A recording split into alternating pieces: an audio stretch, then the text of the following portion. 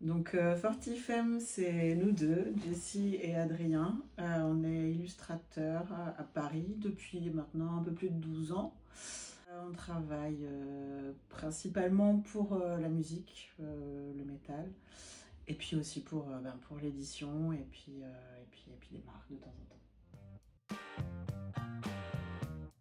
C'est pas une première, on bosse beaucoup pour la musique, mais ça nous est déjà arrivé de bosser effectivement pour des maisons d'édition qui ont demandé notre patte.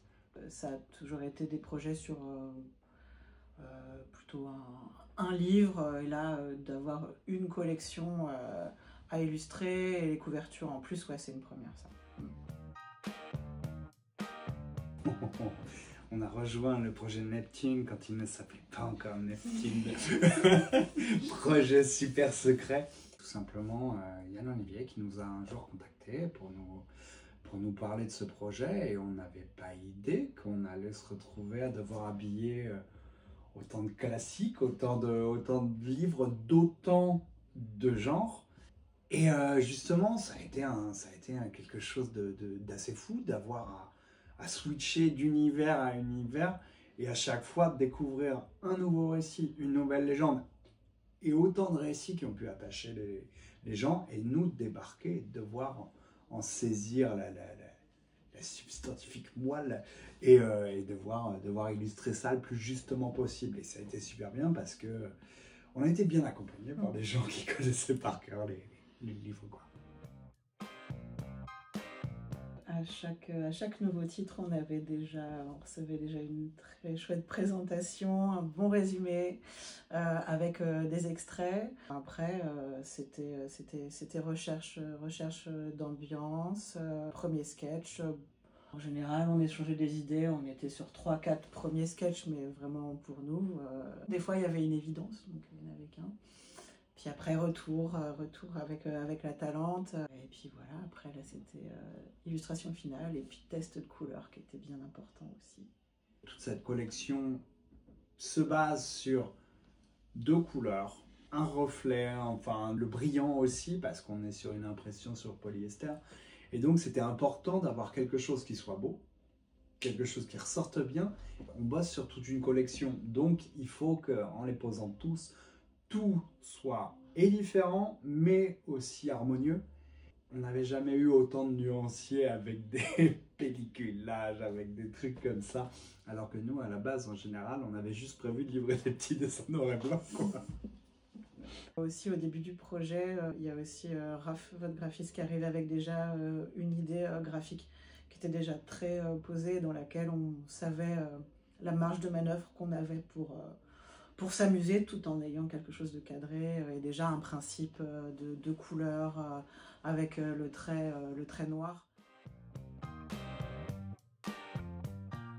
On bosse pas mal en numérique depuis quelques années. Tout simplement parce qu'avant, on bossait vraiment traditionnel à l'encre, et on passait un temps fou à tout retoucher, et c'est vraiment plus polyvalent, en tout cas de maintenant de passer direct en numérique. Ouais. On bosse pas mal en faisant des collages sur Photoshop pour déjà être capable de voir si une mise en forme marche. Ensuite, on redessine tout ça, et puis on colorise et on livre au format. Il faut toujours se rappeler qu'effectivement, c'est un poche, et donc c'est fait pour être dans une poche, s'ils ne sont pas trop épais. Du coup, à chaque fois, on devait effectivement veiller à être cohérent sur la somme de détails. Ouais. Ça, c'était une première aussi d'avoir à illustrer différents tomes d'une même saga. Typiquement pour les guerriers du silence de Pierre Bordage, on s'était lancé dans le premier à fond et on n'avait pas forcément en tête les volumes suivants. Je pense que c'est l'équipe de la Talente aussi qui a suggéré que ce soit des villes différentes qui sont mises en valeur dans chaque tome. C'était un super défi de pouvoir faire 3 cités différentes, et que ça rentre bien quand on les aligne, qu'elles soient suffisamment différentes, mais qu'on comprenne que c'est quand même le même univers. Ouais, c'était un petit défi, mais qui était passionnant, quoi. Ouais. Moi, mon préféré en tout cas, c'est des milliards de tapis de cheveux. On a eu, cette idée nous paraissait un petit peu évidente. On avait vraiment envie. Elle a été difficile à mettre en image, mais on avait vraiment envie qu'elle fonctionne. Et surtout, elle s'éloignait vraiment de l'illustration que vous aviez pour l'édition grand format, pour la première édition. Et c'est la seule, je pense, dans la collection qui illustre quelque chose d'un peu, je vais dire, absurde presque, ou en tout cas pas réel. Et j'aimais bien ce côté-là, quoi. Sur l'infiniment grand et l'infiniment petit.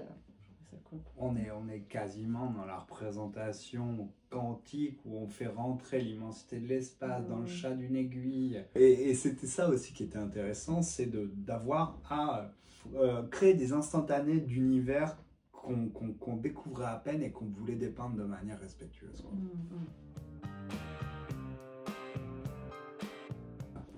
Enfin, c'est une chance inestimable de pouvoir avoir de manière soutenue et récurrente un nouveau récit, un nouvel univers, une nouvelle vision et un nouveau lectorat auquel s'attaquer ou s'attacher.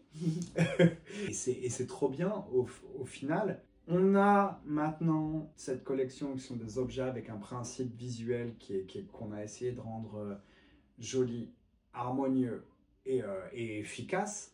Et on a envie maintenant de rajouter d'autant plus de joyaux brillants qui vont aller remplir les bibliothèques. Et c'est trop bien. La plupart du temps, donc, comme on bosse pour le métal, c'est vrai que c'est l'idée d'être la première incarnation d'une musique.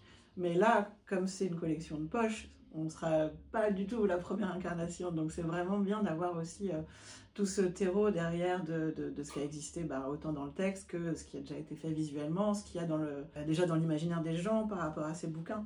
Donc c'est vraiment un travail très différent au final dans ce que ça implique en tout cas, et comment on peut s'inspirer et ce qu'on a à mettre après sur papier, quoi, ou sur écran. On aurait été dans une autre collection, on aurait fait différemment. Mais maintenant, en fait, on prend les choses comme ça, à la manière de la Talente, à la manière... Il y a un Neptune way of façon de faire des couvertures, quoi.